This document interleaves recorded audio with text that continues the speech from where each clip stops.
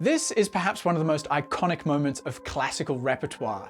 It's the beginning of Stravinsky's Rite of Spring. You know, that family-friendly ballet where a virgin is chosen to dance to death as an offering to the gods of spring?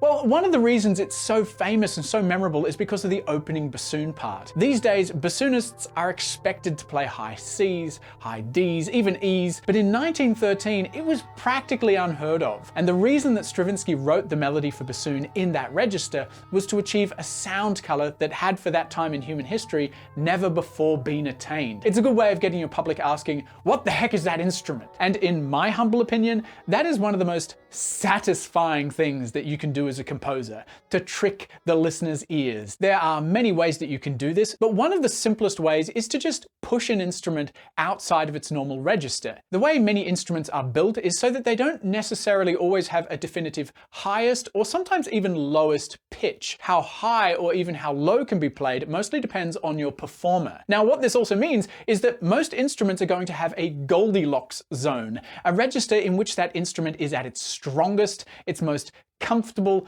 and its most competent. However, this Goldilocks register is going to have a sound character that most iconically represents the instrument. Bassoon, bassoon, clarinet.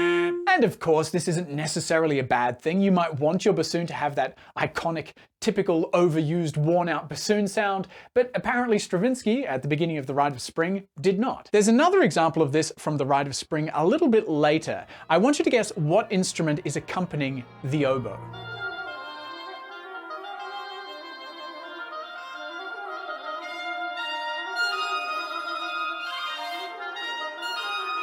Did you guess?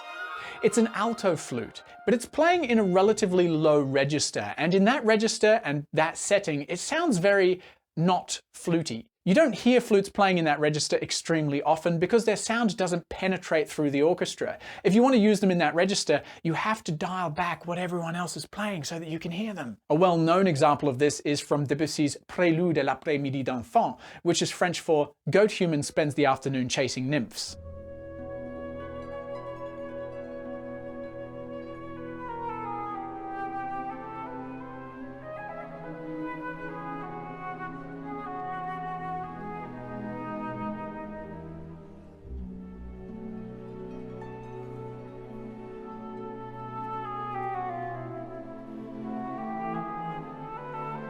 Just like Stravinsky, Debussy is exploring the sound color potential of pushing a high register instrument into its lowest octave. Or how about a low instrument like tuba? Tuba is obviously designed to play low, but when you push it into a high register,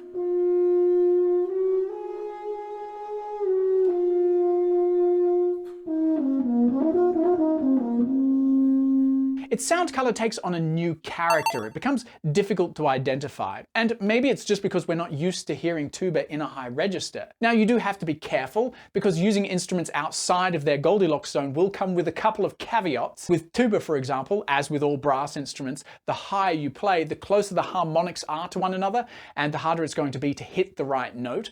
But you do surprisingly actually see that register occasionally used in common orchestral scores.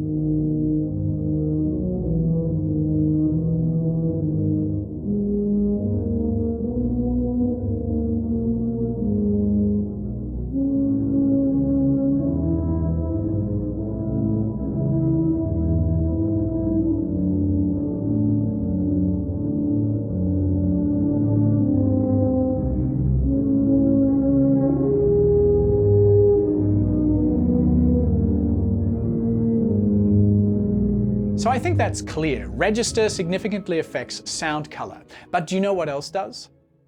Dynamics. When an instrument plays louder, they excite many more of the higher overtones, and these higher overtones help us to identify that instrument's sound color. When an instrument is playing very quietly, many of those higher overtones are no longer present, or they're no longer audible, making the sound much more difficult to identify. Here's a spectrogram of a viola playing quietly and then normally.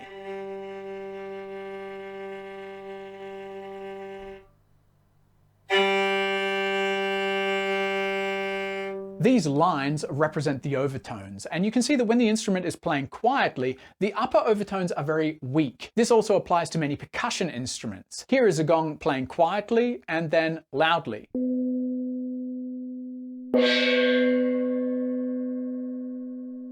When it's loud, the upper overtones give the sound a splashy white noise cymbal quality, whereas when it's quiet, the sound is very pure. Have a listen to the horn in this.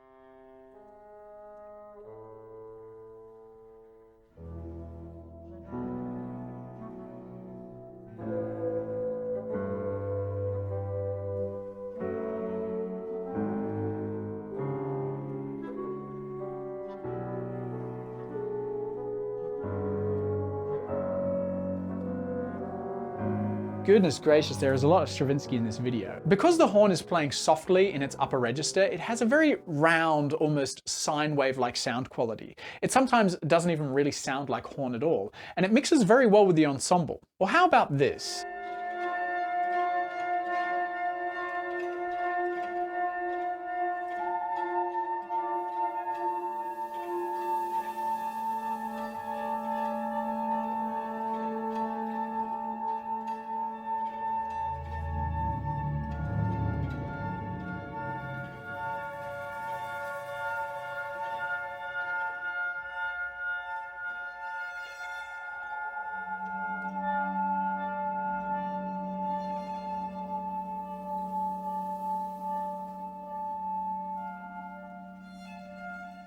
This is a tricky one. In fact, I almost don't want to tell you what it is. It's a trumpet, but it's playing softly and it's using a plunger mute. What is a plunger mute? This is a plunger mute. It's literally a toilet plunger or a sink plunger without the stick. When this plunger mute covers over the bell of the instrument, it dampens a lot of the upper overtones.